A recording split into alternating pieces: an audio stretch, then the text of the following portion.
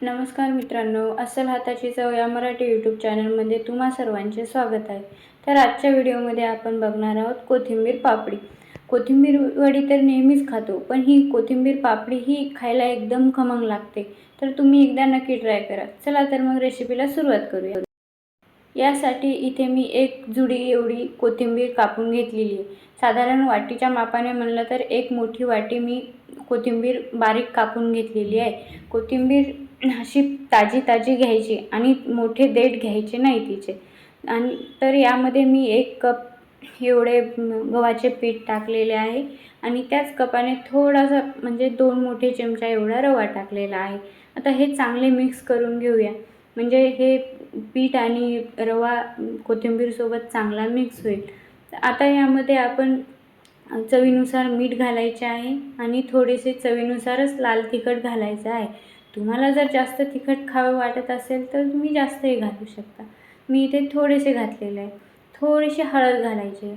हळद पूर्णतः ऑप्शनल आहे, तुम्ही घातली तरी चालेल, नाही घातली तरी चालेल।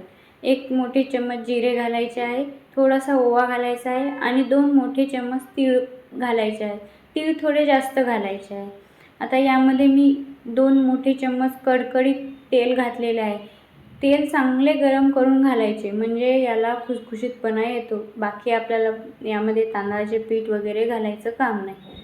आता हेही चांगले हाताने मिक्स करून घेऊया व यामध्ये थोडे थोडे पाणी घालून घट्टसर असा गोळा घ्यायचा आहे। पाणी थोडे थोडेच घाला, आपल्याला घट्टसर गोळा मळायचा आहे। बघू शकता तुम्ही एवढा घट्टसर गोळा आपल्याला इथे मळायचा आहे।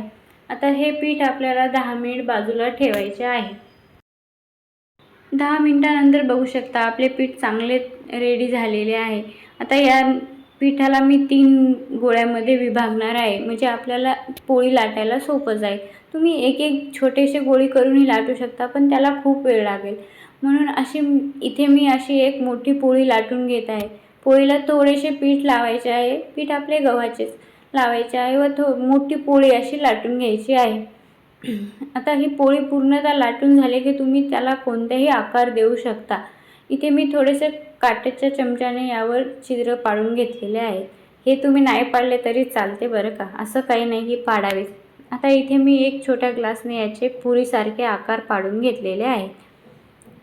बघू शकता आता आपल्या ह्या पापड्या तयार आहेत। आता ह्या आपल्याला तळायच्याच आहेत।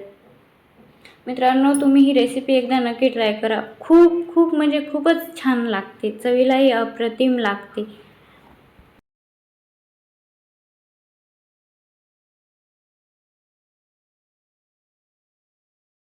आता ह्या पापड्या तयार आहेत। इथे मी कढईमध्ये तेल गरम करायला ठेवलेले आहे।